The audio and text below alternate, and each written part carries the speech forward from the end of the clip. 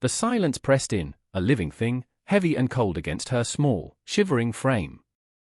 One moment, there had been the rumble of an engine, a gruff voice muttering words she tried to forget, and then, nothing but the sigh of the wind through the skeletal branches of the scrub oak. They had driven for what felt like forever, the sun a hateful eye in the sky, until the road was just a memory of dust.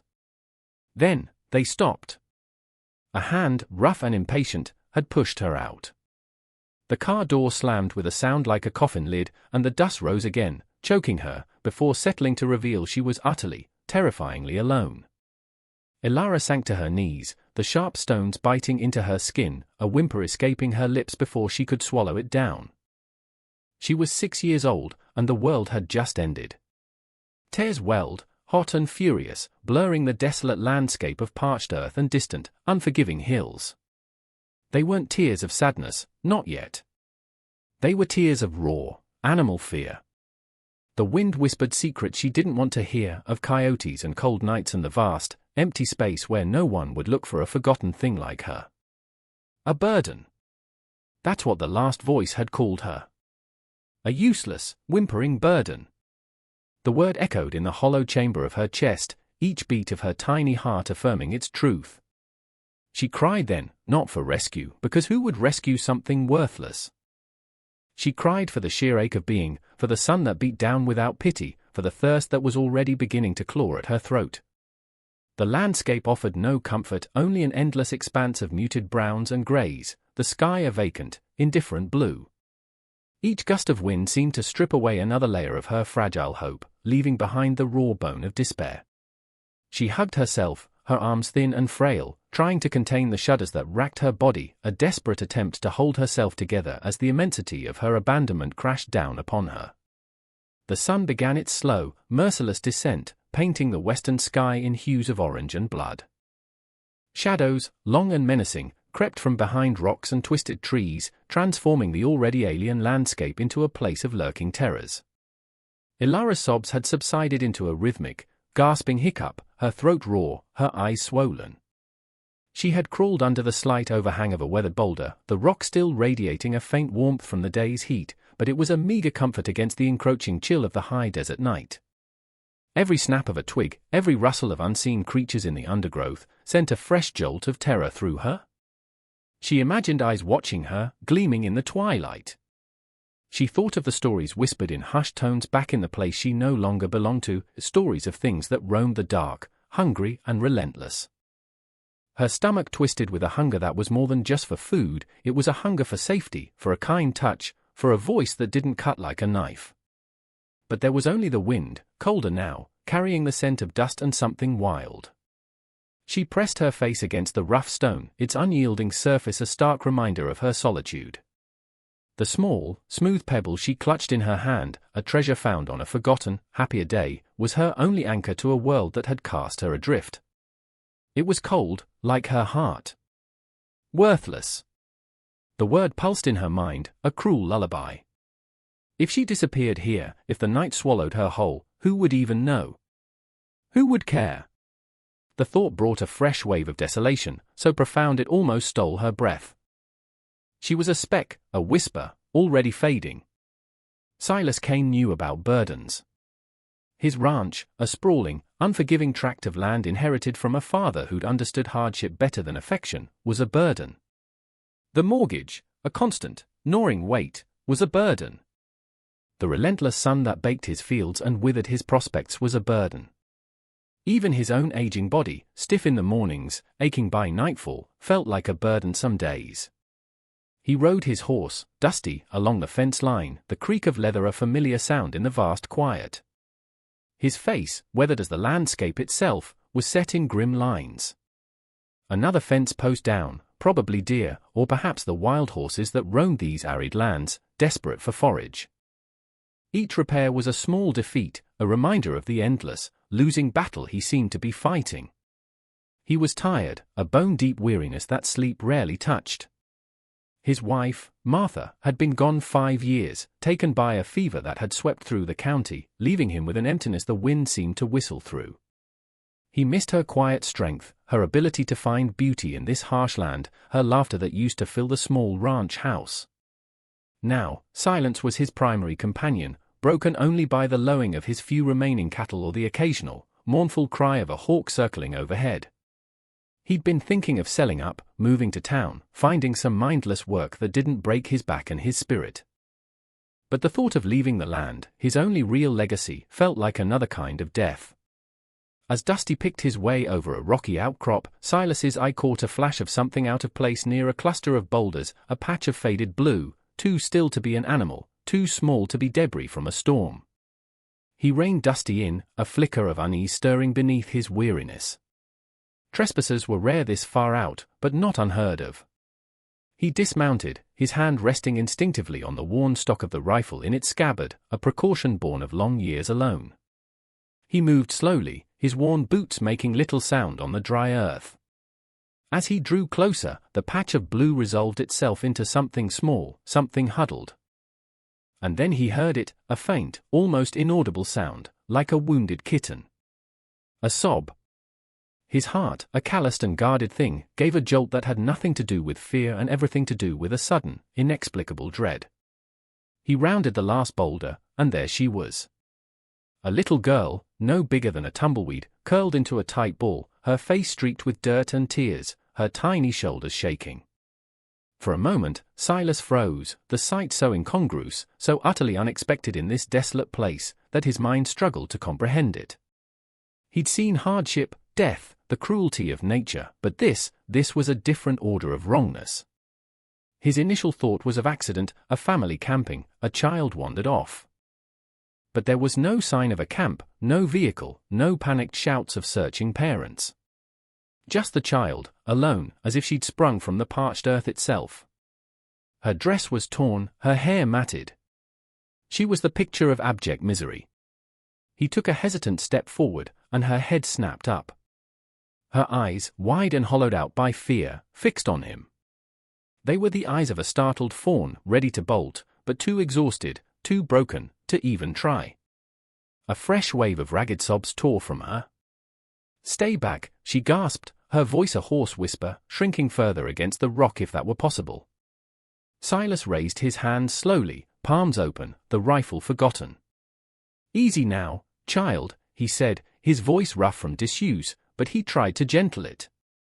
"I ain't gonna hurt you," the words felt clumsy, inadequate. What could he say to such terror?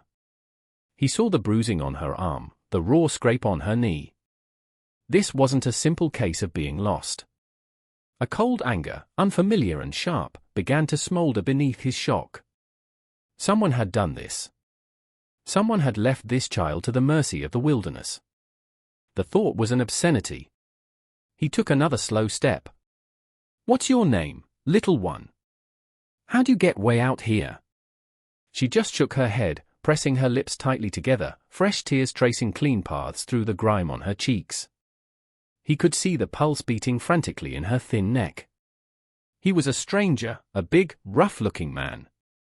Of course, she was terrified. He crouched down, wincing as his knees protested, trying to make himself less intimidating.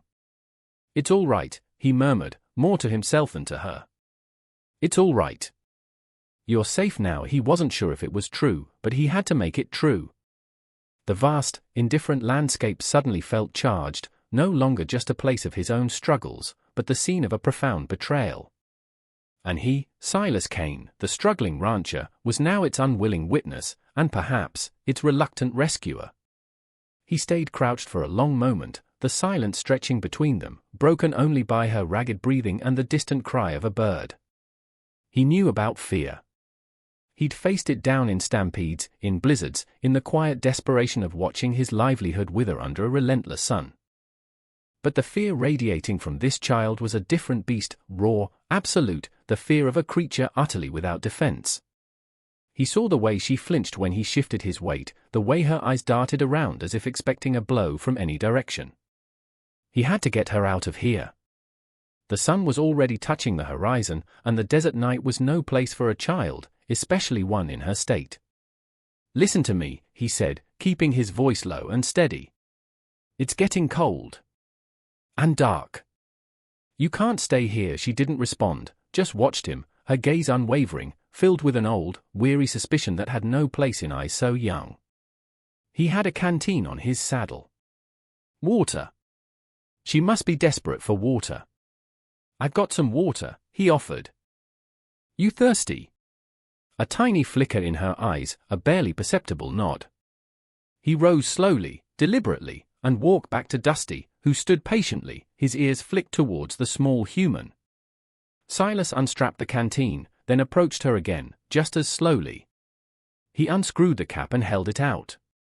Here she hesitated, her gaze darting from the canteen to his face and back again.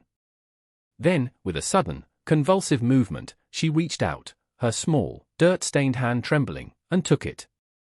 She drank in desperate, choking gulps, water spilling down her chin and onto her tattered dress. He watched her, a knot tightening in his chest.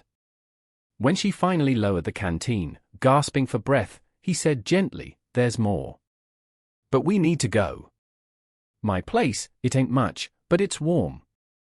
And safe for the word, the safe felt like a promise he wasn't sure he could keep, but he willed it to be true.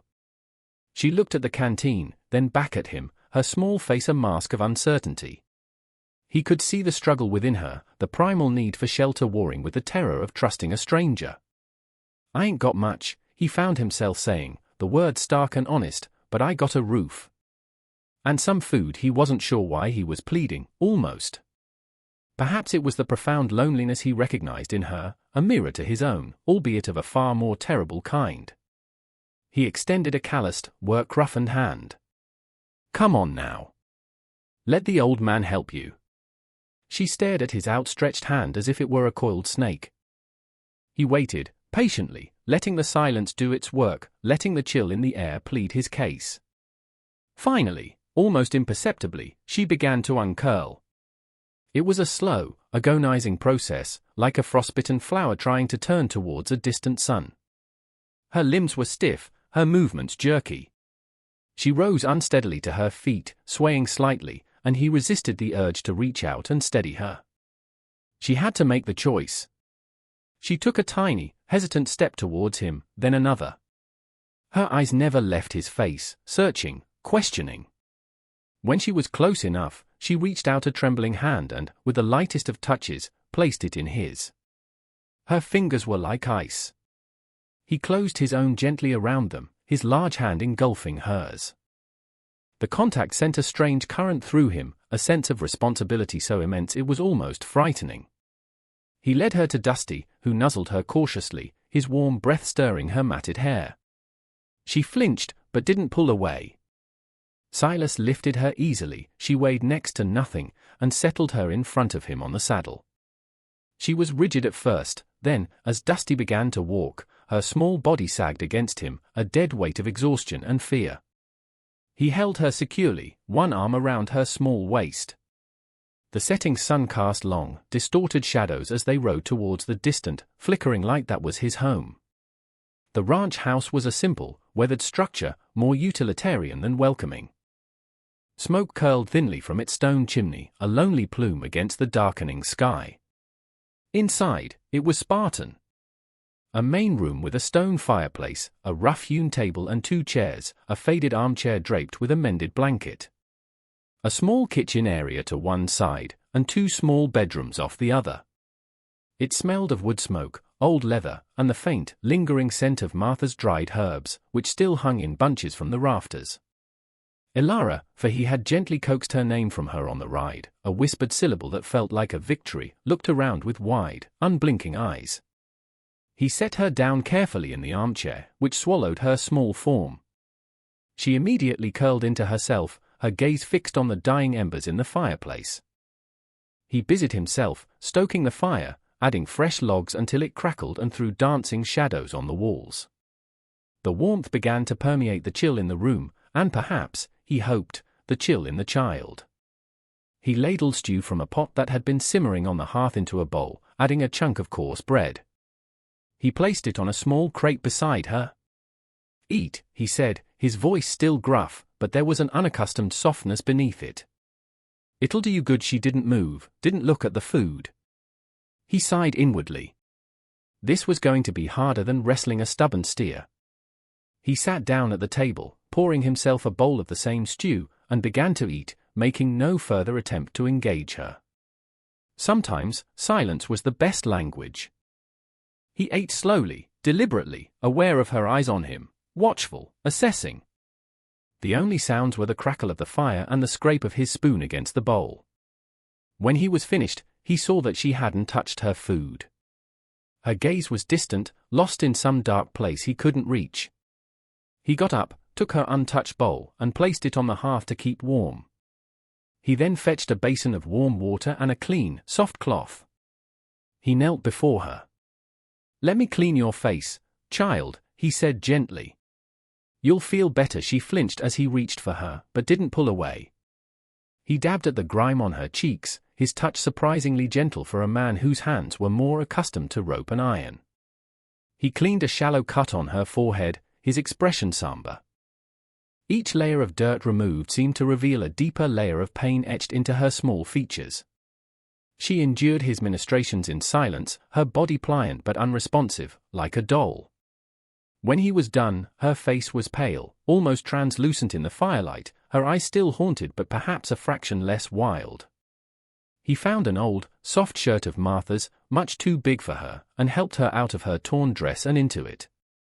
She looked lost in its folds, even smaller than before. He then led her to the spare room, which held a narrow bed with a patched quilt. "You can sleep here," he said.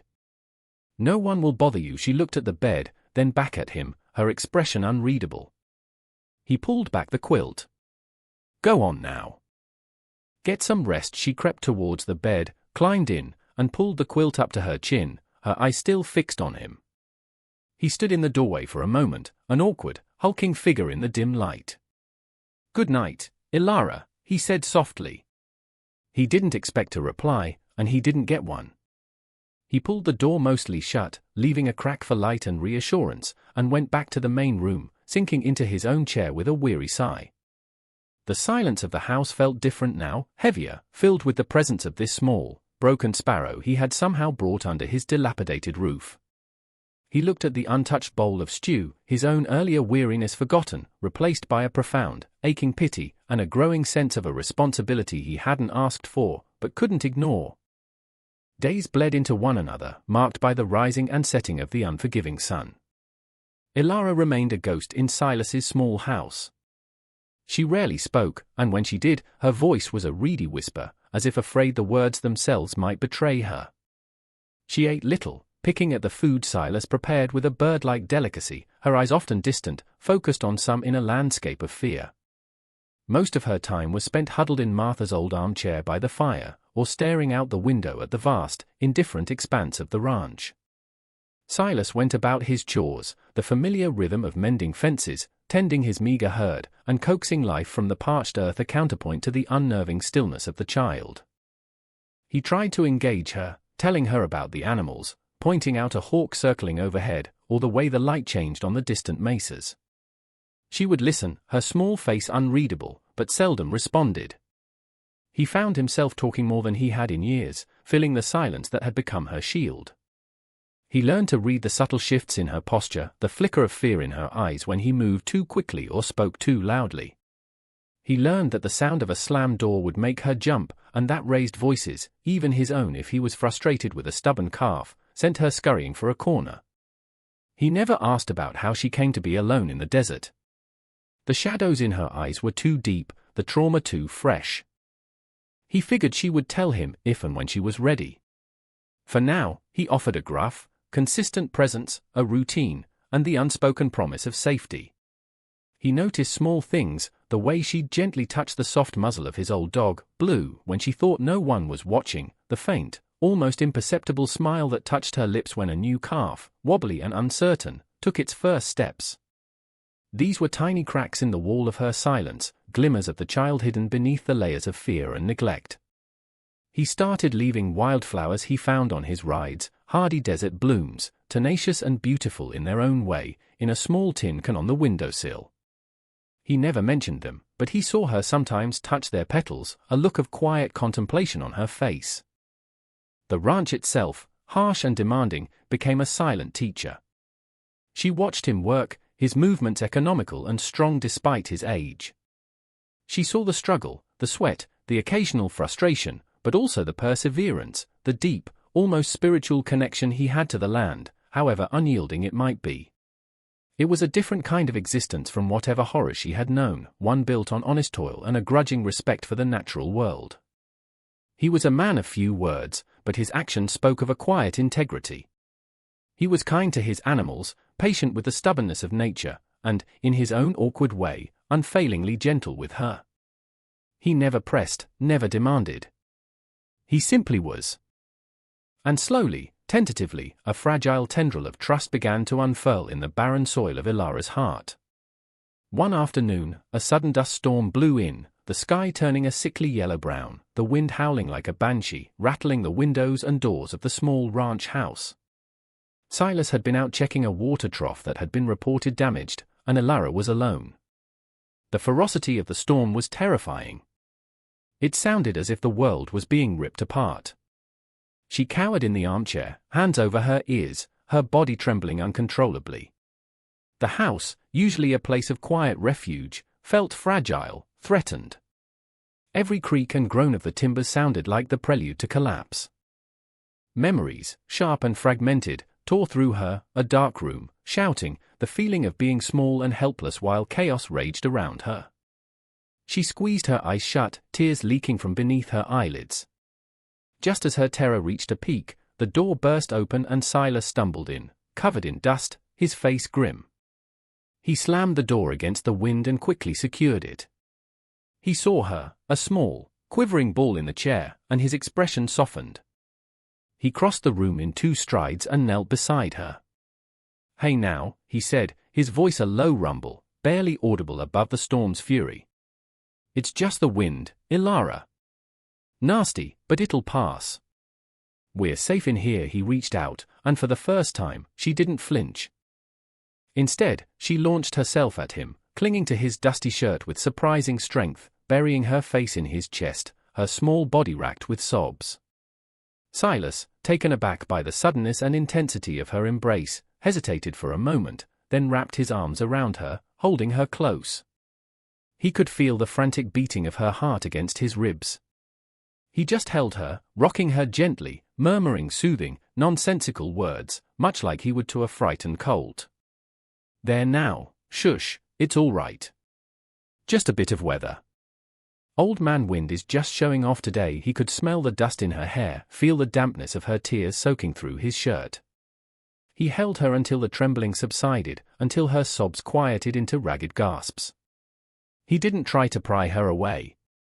He just sat there on the floor, the storm raging outside, a small, terrified child clinging to him as if he were the only solid thing in a collapsing world. When the worst of the wind had passed, leaving behind an eerie, dust-filled silence, she finally loosened her grip, though she didn't pull away completely. She looked up at him, her face tear-stained and grimy, but her eyes, for the first time, held something other than fear.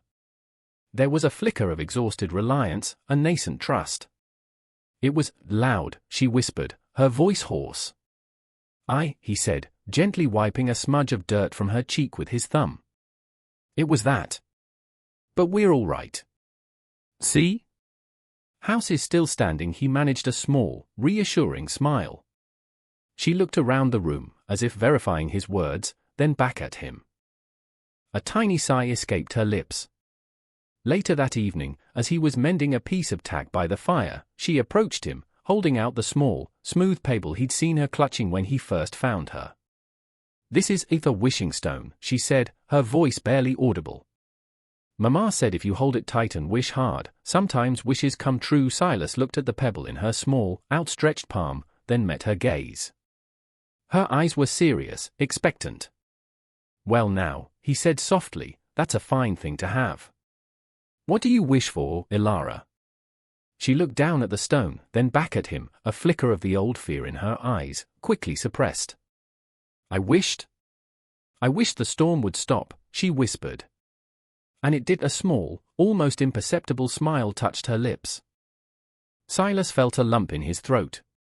He knew it was coincidence, the storm burning itself out, but in her world, a wish had been granted, a small piece of magic in a life that had clearly seen too little of it. "Well, then," he said, his own voice a little rougher than usual. "That's a powerful stone you've got there. You hold on to that," she nodded, clutching the pebble tightly, and for the first time since she'd arrived, she didn't immediately retreat to her chair. She sat on the rag rug near his feet, watching the fire, the small stone a tangible symbol of a tiny, fragile hope beginning to take root in the warmth of his quiet, unassuming sanctuary. The rancher's life was one of constant, grinding struggle, and the following weeks brought their own set of trials. A late spring drought settled over the land like a shroud, baking the earth to a brittle crust. Pastures withered, and the already meager creek that fed Silas's land dwindled to a muddy trickle.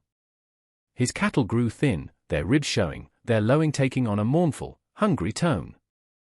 Silas's face grew more etched with worry, his shoulders stooped a little lower under the invisible weight. He spent long days hauling water from a distant, deeper well, his old truck groaning in protest. Ilara watched him, her silence now less about fear and more about a quiet, intense observation.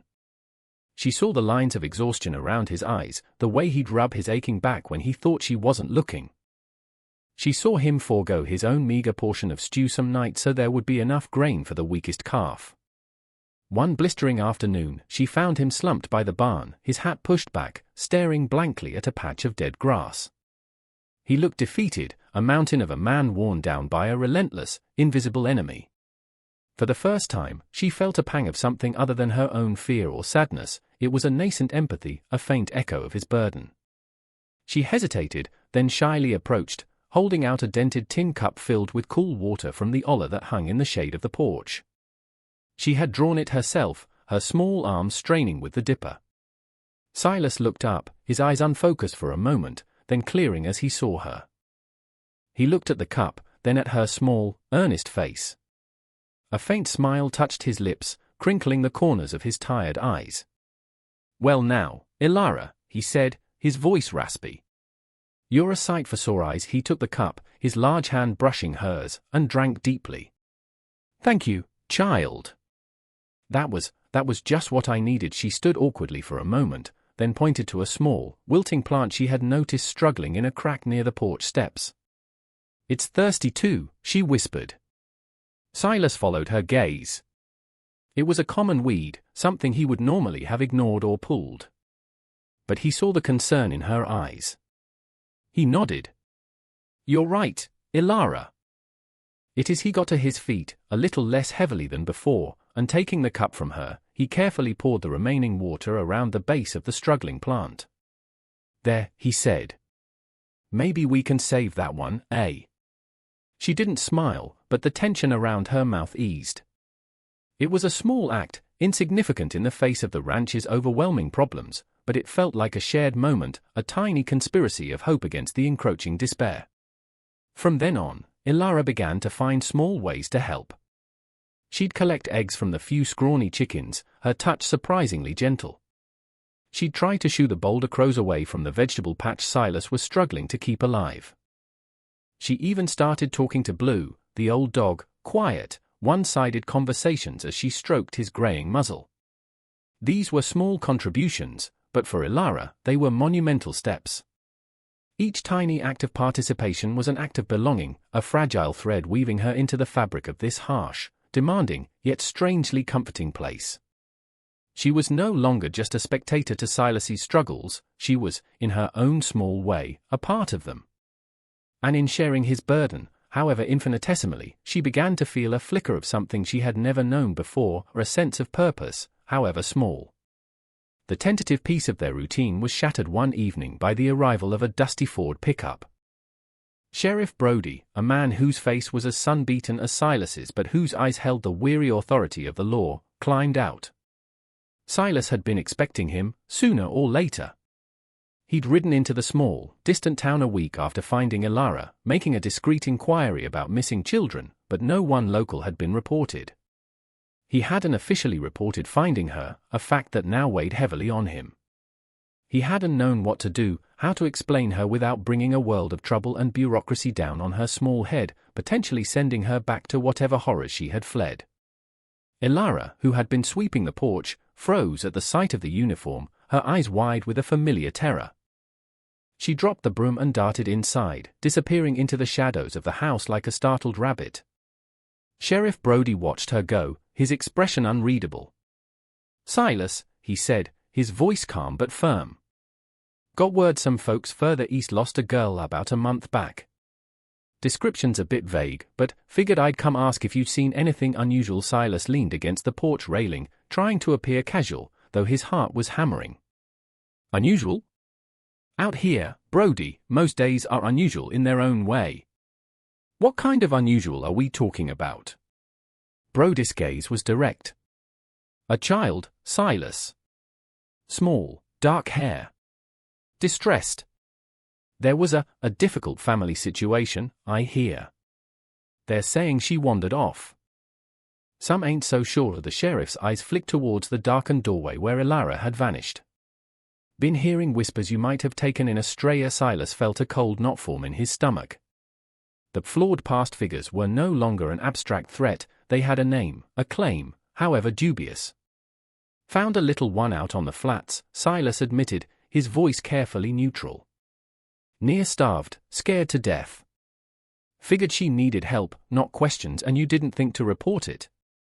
Brody's voice held a note of reproach. "I reported looking for a missing child, didn't I?" No one matched. Silas pushed himself off the railing. "Look, Brody, she was in a bad way. Whoever left her out there, they didn't mean for her to be found alive. She's terrified of everything. Of uniforms, for a start." Brody sighed, running a hand over his face. "I understand that, Silas, I really do. But the law's the law. If she's the one they're looking for, she has to go back. They're her family. Silas's voice was low, dangerous. "What kind of family leaves a child to die in the desert?" From inside the house, a small, choked sob was audible. Both men fell silent. The sound hung in the air, a testament to the trauma Elara carried. Brody looked conflicted. He was a man of the law, but he was also a father. "I need to talk to her, Silas." Silas's jaw tightened. "She won't talk to you." Not like this. He thought of Elara's haunted eyes, the way she still flinched from sudden movements. The thought of her being thrust back into the hands of those who had caused such pain was unbearable. He felt a fierce, protective anger rise within him, an emotion he hadn't felt with such intensity since Martha was alive. This wasn't just about a lost child anymore, it was about justice, about protecting an innocent who had already suffered too much. He was just a struggling rancher, a man of little influence, but at that moment, he felt an unshakable resolve. He would not let them take her back to that darkness. Not without a fight. "Let me talk to her first, Brody," Silas said, his voice calmer than he felt. "Give her a chance. Give me a chance to explain to her what's happening." Sheriff Brody hesitated, his gaze still on the darkened doorway. He knew Silas Kane. A man of his word, stubborn as a mule, but honest. He also knew the look in Silas's eyes. It was the look of a man who had drawn a line in the sand. "All right, Silas," Brody conceded, his voice weary. "A few minutes. But I need to see her. And if she's the girl, well, my hands are tied." Silas nodded, a grim acknowledgement, and went inside. The main room was dim, the fire having burned low. He found Elara huddled in the darkest corner, pressed against the wall, her small body trembling. She looked up as he approached, her eyes vast pools of terror in her pale face. They came for me," she whispered, her voice cracking. "They're going to take me back." Silas knelt beside her, his large frame shielding her from the doorway. "Now listen to me, Elara," he said, his voice gentle but firm. "That man outside, he's the sheriff. He thinks he might know who you belong to." Elara shook her head violently, tears spilling down her cheeks. "No. I don't belong to them. They hurt me. They said I was bad. They left me." The words tumbled out, a torrent of pain and fear she had kept locked inside for so long. "I know, child. I know," Silas soothed, his heart aching for her. "But the sheriff, he has to ask. He has to know if you're the little girl they're looking for. I don't want to go back, she cried, clutching his arm. Please, Silas, don't let them take me. Please? Her desperation was a raw, physical force. He looked into her tear-filled eyes, saw the absolute terror there, and his resolve hardened into granite. He thought of her first wish with the pebble, to make the storm stop. Now, her wish was far greater, far more impossible. He made a silent vow. He wouldn't let her down. Elara, he said, his voice filled with a conviction that surprised even himself. You don't have to go anywhere you don't want to go. Not if I can help it. He paused, choosing his next words carefully. That sheriff, he's a fair man. If you tell him what happened, why you're afraid, maybe he'll understand. He won't believe me, she whispered, her voice laced with despair. They never believe me. I believe you, Elara, Silas said, meeting her gaze directly. And I'll be right there with you. He took her small, trembling hand in his. Are you brave enough to tell him? Just tell him your truth. She looked at their joined hands, then up at his weathered face, a flicker of something new in her eyes, not hope, not yet, but perhaps the dawning of a fight. She took a deep, shaky breath. Will you stay? Every step of the way, he promised.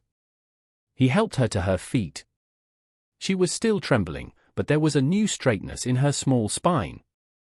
Together, they walked towards the door, towards the waiting sheriff, towards a confrontation that would decide her future. Silas felt a surge of protectiveness so fierce it almost choked him.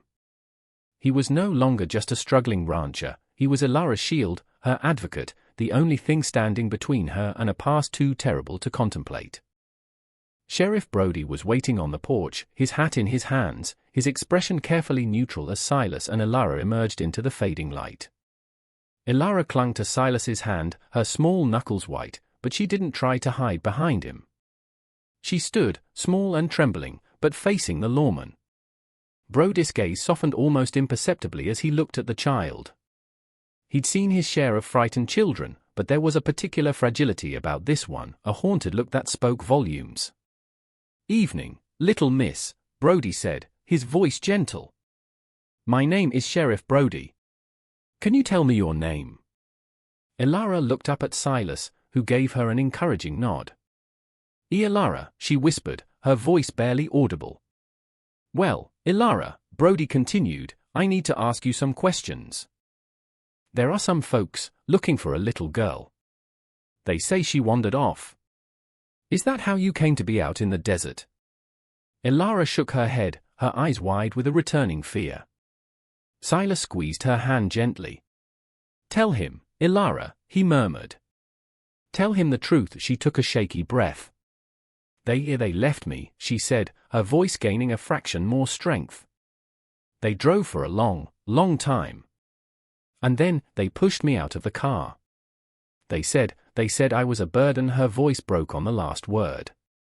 A muscle twitched in Brody's jaw. Who left you, Elara? Was it your mama and papa? Elara flinched. Not my real mama. She's gone. It was them. The ones who came after. Tears began to well in her eyes again. They didn't want me. They said I cost too much. They hit me sometimes. She unconsciously touched a faint, fading bruise on her arm. Silas felt a cold rage settle deep within him, but he kept his expression calm for Elara's sake. Brody listened intently, his gaze never leaving Elara's face. He had heard the official story from the family, a tale of a troubled, flighty child prone to wandering. But the terror in Elara's eyes, the raw honesty in her faltering words, painted a very different picture. And you don't want to go back to them? Brody asked, his voice quiet. No. The word was a desperate cry. Please, no. They'll be angry I was found. They'll hurt me worse. I want to stay here. With Silas, she looked up at Silas, her expression a mixture of fear and a desperate, pleading hope. Silas met Brody's gaze over Elara's head. His own eyes were unwavering. She's telling you the truth, Brody, Silas stated, his voice low and firm. I found her half dead.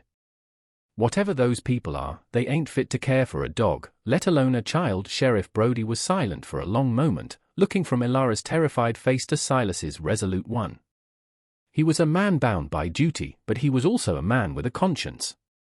The evidence of neglect, of probable abuse, was written all over the child. The official report he carried suddenly felt like a piece of fiction. He sighed, a heavy, weary sound. "Silas," he said, "the people who reported her missing, they have legal guardianship, on paper at least." He saw the fear flare in Ilara's eyes and held up a hand. "But," he continued, "leaving a child in the wilderness, that's a serious crime. Endangerment, abandonment, that changes things." He looked directly at Ilara. "Ilara, if I were to make sure you didn't have to go back with them right now, would you be willing to talk to some other people? Nice people, people who help children. So we can figure out what's best for you, and make sure you're safe for good." Ilara looked uncertainly at Silas. "Are they like you?" she whispered to him. "They'll try to be," Silas said. "They'll listen. And I'll be there." Ilara turned back to Brody. She nodded, a small, hesitant movement. "Okay," she whispered. Sheriff Brody let out a breath he hadn't realized he was holding. "All right then," he said, a note of decision in his voice. "Silas, I'm going to place Ilara in your temporary protective custody. Unofficially, for now.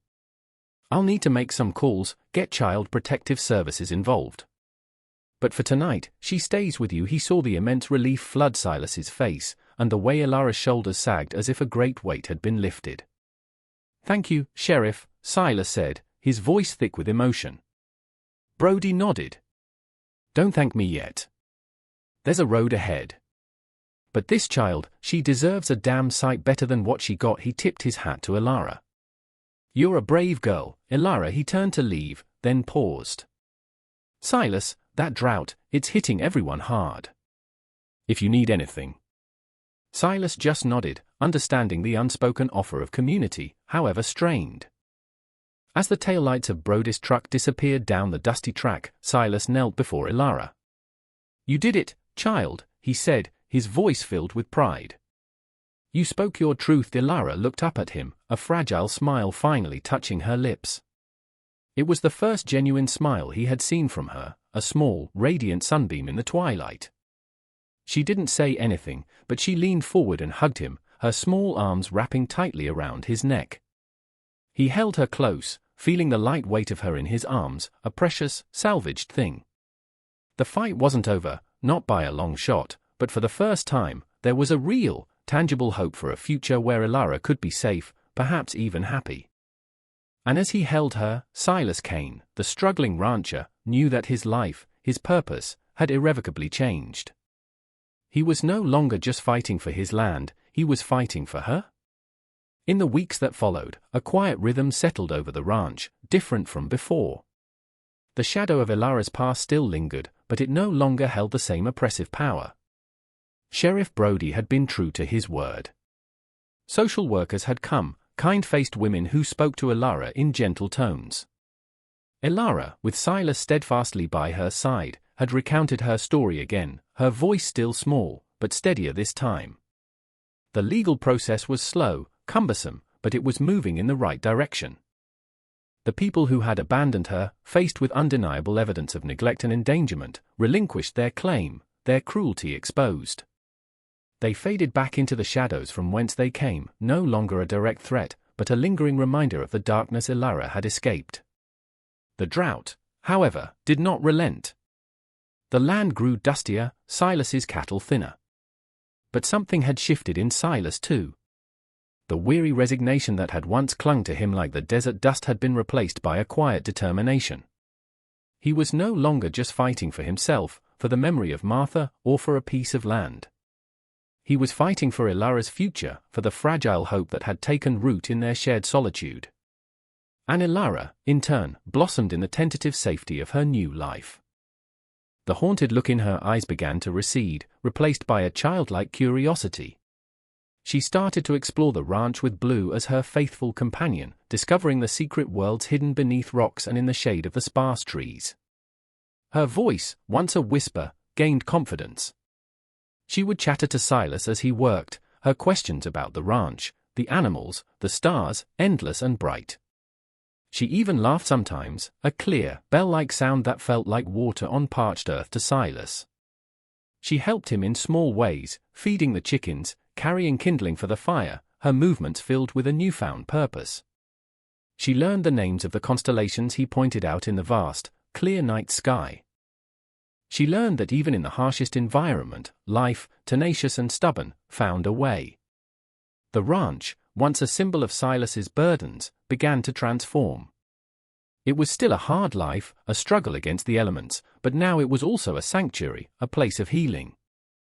Ilara's presence had breathed a new spirit into the old clapboard house, filling its silences with her tentative explorations of joy. One evening, as the sun dipped below the horizon, painting the sky in breathtaking hues of orange and purple, Ilara sat beside Silas on the porch steps. She held the smooth pebble in her hand, turning it over and over. "Silas," she said, her voice quiet but clear, do you think this place is my home now?" Silas looked at her small, earnest face illuminated by the soft twilight. He saw the trust in her eyes, the sense of belonging she was so desperately seeking, and his heart swelled. He put his arm around her small shoulders. "This place has always been waiting for a spirit like yours, Ilara," he said, his voice a little rough with emotion. "If you want it to be your home, then it is. For as long as you want." A slow, radiant smile spread across her face. She leaned her head against his arm, looking out at the vast, darkening landscape that no longer seemed menacing, but full of a quiet promise. The wind, once a harbinger of fear, now whispered secrets of belonging. The struggling rancher and the abandoned child, two solitary souls battered by life, had found in each other an unlikely family, a shared strength, and a quiet, enduring joy that bloomed as unexpectedly and as beautifully as a desert flower after a long-awaited rain. The burden of the past was finally lifting, making way for a new dawn, filled with the promise of healing and the quiet dignity of a life reclaimed.